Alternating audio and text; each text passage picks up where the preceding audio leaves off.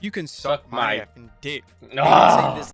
What is going on, guys? I have the WWE top 5 most non-PG moments in history, and then I have other non-PG moments in history. So we're going to get started. We're going to react to it. We're going to see some of this I might have seen or seen on TikTok, Instagram, Twitter, whatever on social media. But let's just get started and let's just get right into the video. 5 most non-PG moments in WWE history. Strap in, because we're about to dive into some seriously controversial territory.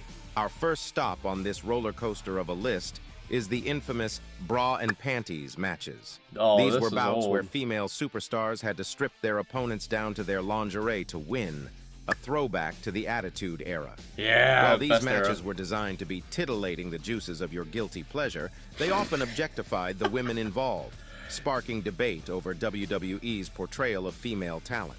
Next up, we have an event that had jaws dropping around the wrestling world. The Edge and Lita Live sex celebration. This shocking moment unfolded on an episode... Okay, hold on. If you're watching this in 2024 and you have the Liv and Rhea situation, imagine Dominic chooses one of them and it goes right into this freaking, the Lita and the freaking Edge scene that they have. Dude, that would be crazy. Internet would go ape crap and there'd just be so much talk about it. Imagine they did that, but I don't think they will. Of Monday Night Raw, featuring Edge and Lita engaging in an explicit live display of affection right in the middle of the ring. It's safe to say this risque segment pushed the boundaries of what was acceptable even in the edgier WWE eras. Let's switch gears to an entirely different kind of shock factor. Mick Foley's crazy bumps. Known as the hardcore legend, Foley repeatedly said the long-term health and safety of the wrestlers involved. Moving on to something slightly less dangerous, but equally eyebrow-raising. The infamous pillow fights. WWE attempted to blend wrestling with playful antics during the PG era, resulting in these somewhat ridiculous matchups. So stupid. Pillow fights often felt like a cheap gimmick that detracted from the athleticism of the female superstars, leaving fans divided over their inclusion. Last but not least, we have the cringe-worthy WWE Diva dance-offs. These segments aimed to entertain but often devolved into embarrassing displays that did little to showcase the wrestling talents of the women involved.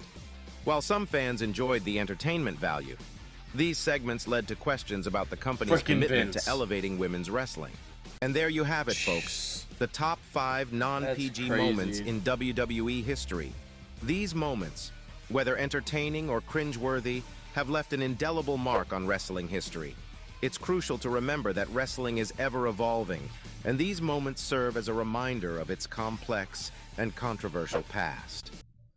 This is one of the reasons why Vince got in trouble, but let me know what you guys thought of the those top 5. But we're going to move into the next video, so I'm going to make this all one. And we're going to see what the other most shocking non-PG moments that we've had in recent history. The biggest non-PG moments of the WWE PG era.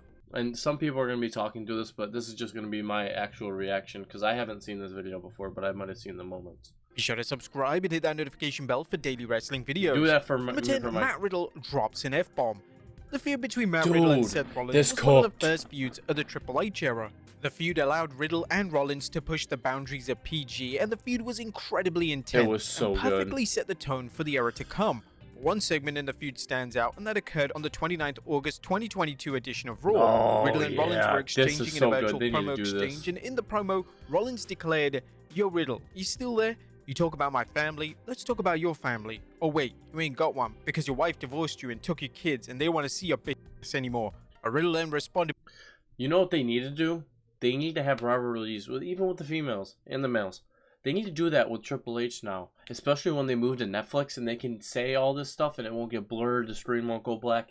It's going to cook. And guess what? A lot more of the world's going to experience WWE.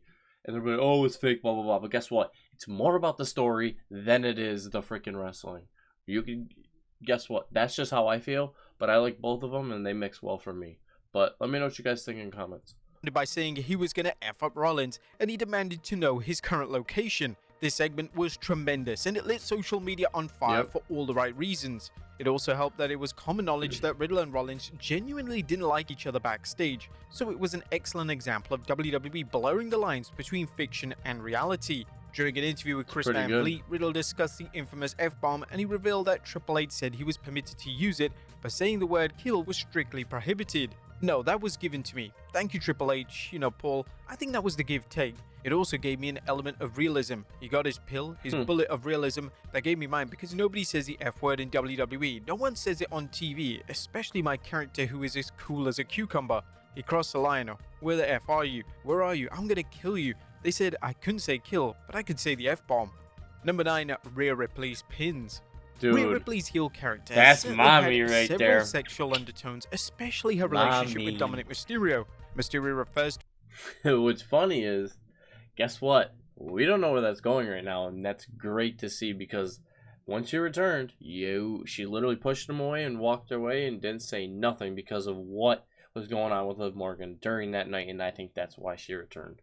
Ripley as mommy, and the two have unbelievable chemistry as a double act, and the pairing has helped take both talents to the next level in WWE. Yep. One of the key traits of Ripley's character that arguably is in PG is her pin attempts. Whenever Ripley pins her opponent, she tends to put them in a compromising position. Footage of these pins often go viral on social media, and WWE and Ripley are evidently aware of the fan response, as Ripley has continued to use a pin variation in all her featured matches. Number 8, Paul Heyman's Hall of Fame speech. At last. Okay, this Hall of Fame speech. Oh, just listen. I'll talk about my reaction when I saw it live, but let's just get into it. 2024 was the year in which the legendary Paul Heyman was to be inducted into the WWE Hall of Fame. As expected, Heyman delivered a speech of a lifetime, and some fans and journalists even labeled Heyman's speech as the official end of the PG era, as Heyman delivered the most non-PG speech in WWE history. One specific line of the speech stands out, and this is when Heyman stated, "If you think the spirit of ECW died in a bankruptcy court in 2001, you can suck my effing dick." Heyman said this line would never be permitted under Vince McMahon, and if Heyman went off script and delivered the line in the old era, then Heyman would have been seriously punished by Vince. The reaction of the wrestler. Well, guess what? Triple H is more open, and he wants more people to like it, and that's raw, and it's freaking... Oh, it's so good. And when he freaking said that, I literally started saying that to my friends as jokes and all that. But, dude, it's just so good that Triple H is letting people do their own thing. And especially with the great thing that Paul Heyman traded with ECW, he literally just went off and said, "You can suck my dick." It was just so good. His character is just so great. He's watching on made the speech even better, as when Heyman uttered the aforementioned line, Randy Orton completely lost it, and certain wrestlers such as The Miz and Grayson Waller began to celebrate. It was truly awesome. Number 7, Sami Zayn swears. One of the undisputed highlights of the Triple H era has been Sami Zayn. It's not hyperbole to say that Zayn's involvement in the acclaimed Bloodline storyline influenced the current boom, and even outside of the Bloodline work, Zayn's storylines have been some of the most engaging and thrilling stories of the past decade. In 2023, Zayn was getting set to challenge Roman Reigns for the Undisputed title, and when Zayn appeared in front of a live crowd in Montreal on SmackDown, the fans came alive for their hero. The fans rather hilariously were chanting the phrase "F you Roman" in French, and WWE had to mute this in order to not upset any sponsors. In a completely unexpected moment, however, Zayn offered a curse word in his own native tongue, as he said, "Roman Reigns, listen to me carefully. Tomorrow night, you're in my effing house." This received a nuclear reaction, and it was yet another example of WWE talent being given free reign to connect with the crowd.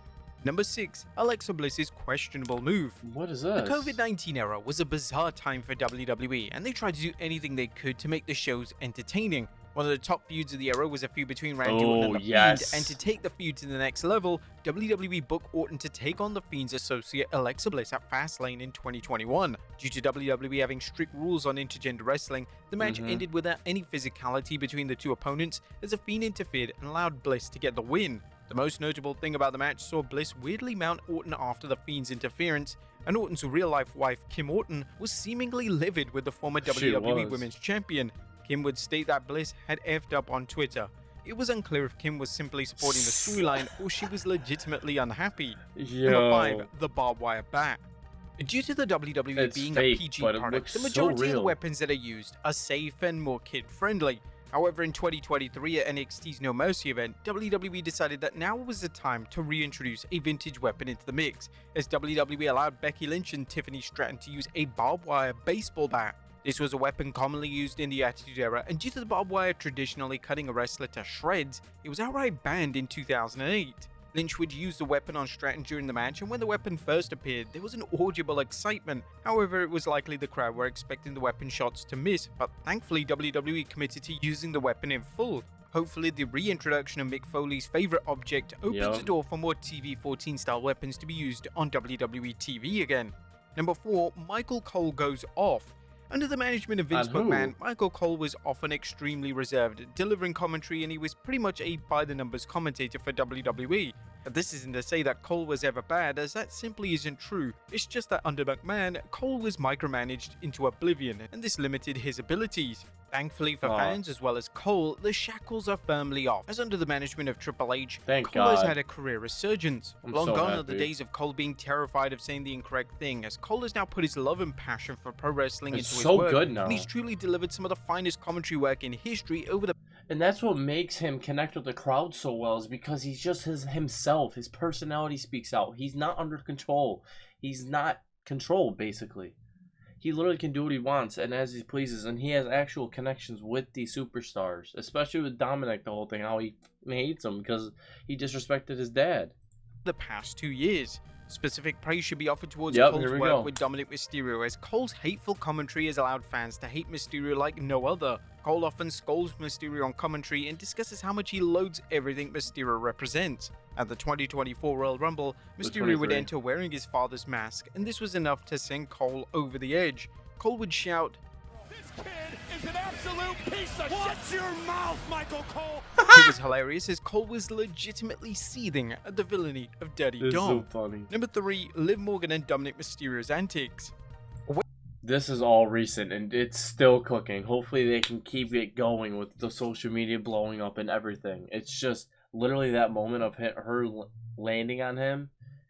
Like, everyone wishes they were Dominic Mysterio, but I'll let this keep going. When Rhea Ripley went down with an injury following WrestleMania 40, WWE shifted gears and began to pair Liv Morgan and Dominic Mysterio on screen. The relationship has been filled with innuendos and shenanigans, and the best example of this was on the 10th June 2024 edition of Raw. Morgan would make her presence felt during a match on the show, and Morgan would end up being knocked off the apron straight onto Mysterio. Instead of simply jumping off Mysterio, Morgan remained in her mounted position on top of Mysterio and even began to touch him all over. These segments are definitely questionable for a PG product, but they are doing extremely well for WWE, as they're often the most... Hold on. I'm gonna go back a little bit, because I was actually at this Raw. I'll insert the clip here now. Like, freaking my reaction to that happening, I was so jealous because I like Liv Morgan. She's a great character, and yeah, blah blah blah, simple, whatever. But freaking, I saw this in person, and dude, I was like, dude, it's just cooking. Extremely well for WWE, as they're often the most viewed segments from Raw on WWE's official YouTube channel. Number 2, Seth Rollins snaps. The Survivor Series in 2023 was a night WWE fans will never forget. CM Punk returned to WWE for the first time since 2014, and WWE kept this strictly under wraps, and only certain names knew about Punk's return. One of the names who apparently had zero idea about Punk's return was Seth Rollins. Rollins notoriously had a strong dislike towards Punk, and at one stage he even referred to Punk as a cancer. When the show had gone off the air, fan footage showed that Rollins was cursing and raging at ringside, and he had to be physically held back from storming up the stage to fight Punk. Rollins didn't just loathe Punk, he was hurt that the WWE didn't inform him of Punk's return ahead of time. Rollins reflected on his reaction during an interview with Fightful, and this is what the former world champion had to say. Like I said, it was an extremely emotional moment for me. Everyone knows how I feel about CM Punk, and I made it any more transparent over the few years. Nothing has changed in that regard. In that moment, I was extremely emotional, and you get a lot of real and raw emotion from me. I don't usually get that worked up about much, but you caught me off guard, and there was a lot of real emotion there. That's probably as much as I can say on that without going too far. Rollins was able to put this bad blood aside in favor of working with Punk in several future segments, and it was even reported that the two were getting along backstage, which speaks to the utter professionalism of Rollins. And number 1, the final boss. At the start of 2024, nobody could have ever imagined that The Rock would return to WWE as a heel, but that's exactly what happened. When the response to WWE booking The Rock vs. Roman Reigns for WrestleMania 40 was met with negative reviews, WWE pivoted and turned The Rock heel for the first time since 2003. The Rock would debut his final boss character, and this was a mix of the man behind the Rock persona as well as the beloved Hollywood Rock character. Due to The Rock being on the board of directors, he pushed the limitations of the PG era, and this extended to bloodshed and curse words. The Rock often cursed in his segments, and this even included a segment with Triple H. Ooh. Of course, due to The Rock being a shareholder, nobody was in a position to sanction him, so we continued on. It was reported that he was rubbing the WWE talent the wrong way, as it wasn't fair that The Rock was able to do whatever he wanted in segments, whereas other talent were forced to stay in the PG confines. One of the final editions of Raw before WrestleMania 40, WWE delivered what was arguably their most brutal segment since they transitioned into a PG product in 2008. The Rock would attack Cody Rhodes and he would cut Rhodes open, and this took place outside the arena, and due to the rain, it looked incredible. It was gritty and intense, yet it was one of the most celebrated segments in recent memory, and it was exactly what the WrestleMania build needed. Whilst WWE bleeped out most of the F-bombs made by The Rock, footage circulated of an uncensored version. Due to the segments of this nature, fans have been collectively wondering how far WWE are going to push it, and non-PG segments such as The Rock brutalizing Rhodes are likely to be more common as WWE is set to jump to Netflix. But there you have it, folks. Non-PG moments.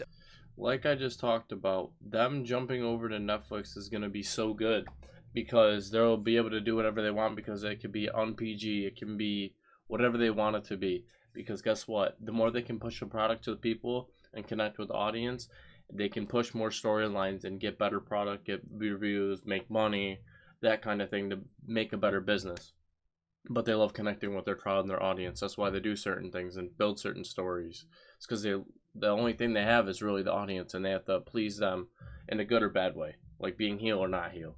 But the final boss is one of my favorite things in the past couple years, or probably since like 2017, 18 was the final boss with him being Hollywood Rock and all that with Cody. That was great. Hopefully they can keep pushing that throughout this year because this year for 2024 has been amazing.